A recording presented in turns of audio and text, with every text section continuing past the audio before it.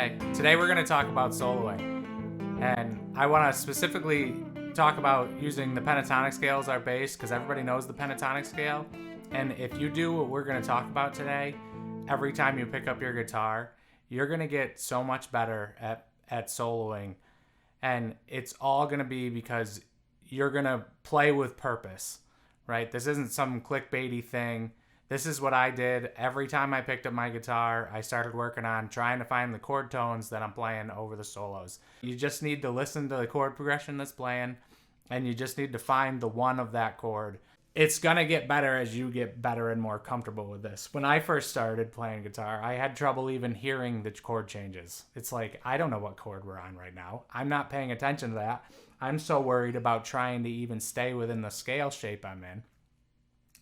So, trust me, I've been there. Everybody's been there, but this is going to be the way that you get out of that rut. And as you do that, you'll start finding the 3 and the 5 because you'll start understanding the intervals. So this is really an interval-based lesson, and I don't mean that you need to be able to hear the intervals. You don't need to be able to hear what a major third is. What you need to be able to do is you need to be able to find a major third.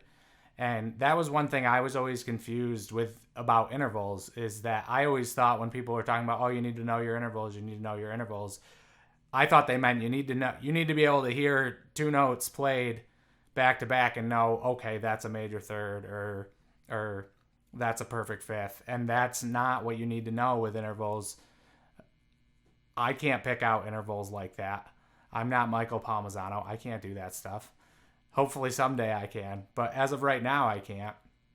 And it hasn't hurt me, right? I mean, I'm sure it has hurt me a little bit, but as far as just picking stuff up by ear, but it hasn't hurt me from a soloing standpoint, because what I've worked to do is basically take a chord progression, figure out what that chord is. So you turn your chord progression into numbers. You figure out what they are. You learn any song that you have. Right now on loop, I have an A minor to a C to an F to an A minor, which is probably a pretty common chord progression. And if you need to figure out what that is. So it's in the key of C. You should be able to find that out. And then if you know it's in the key of C, your C is your 1, your F is going to be your 4, and your A minor is going to be your 6. So your A minor is your relative minor to your C, which is your relative major. So you need to understand some of that stuff, and you need to understand a scale and how you find out what your intervals are and within a scale. So if you have that A minor pentatonic scale, at the very least you need to know where your A minor is, or your A note is, which there's one on your 6th or your 5th fret on your 6th string. There's one on your 4th string at the 7th fret, and there's one on the high E string on the 5th fret. You need to know that basic stuff, and that's how you're going to find your intervals to be able to play over your chord tones.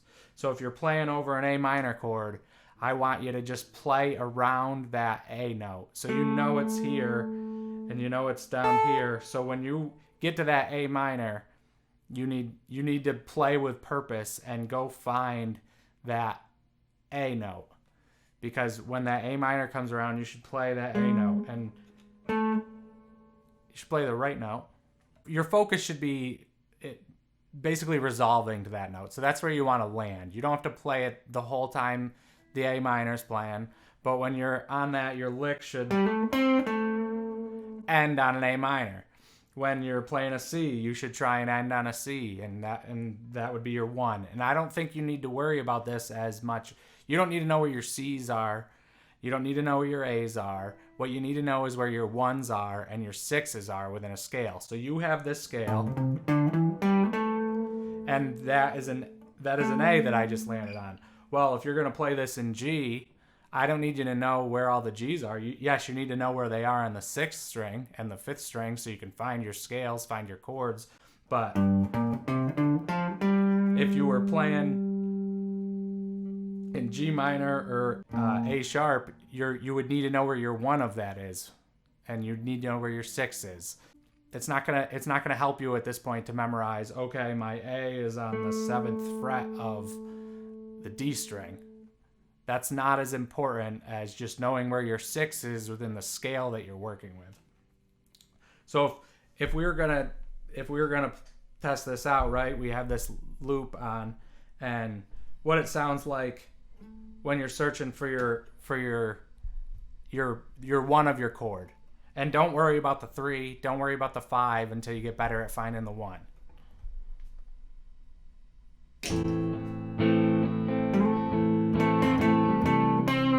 This is a C. This is an F. Then back to A minor. C. This is your 4, which is your F.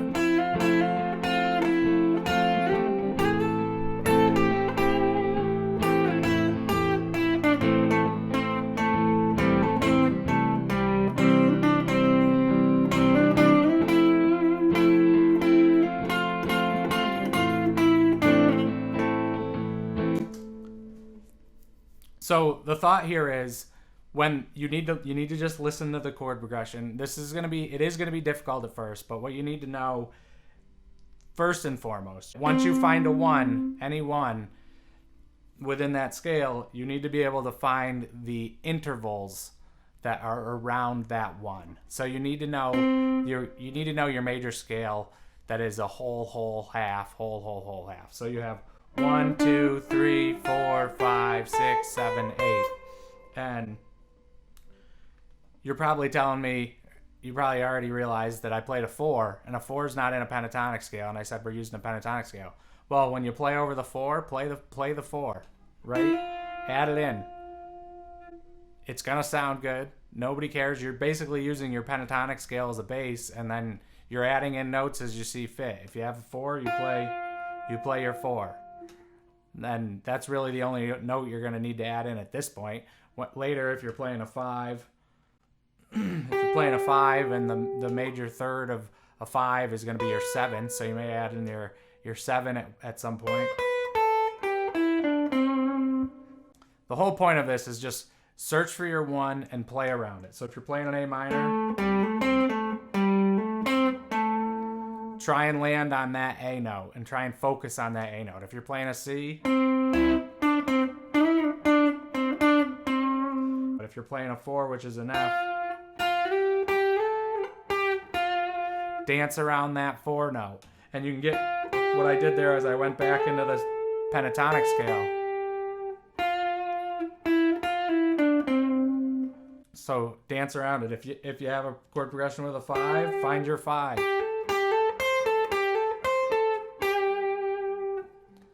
And so on. If you have a 2 or 3, you want to find those notes. That would be a 2, a 3.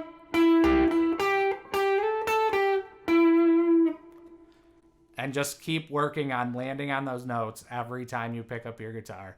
And don't go back to the mindless noodling of, okay, I know this pentatonic scale, I'm just going to be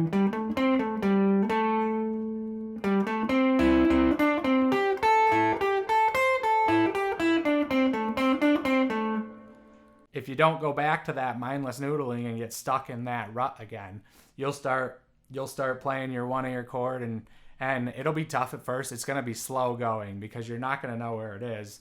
So I'm just going to show you how you can change keys with this. It's going to be the same pentatonic scale, just in the key of D major. Our chord progression is going to be 6, 1, 4, 5, which is B minor to D to G to A. And we're going to use the B minor pentatonic scale, or the D major pentatonic scale, same thing. It's 7, 10, 7, 9, 7, 9, 7, 9, 7, 10, 7, 10.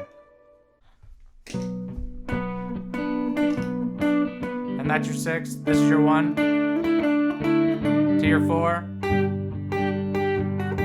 your 5.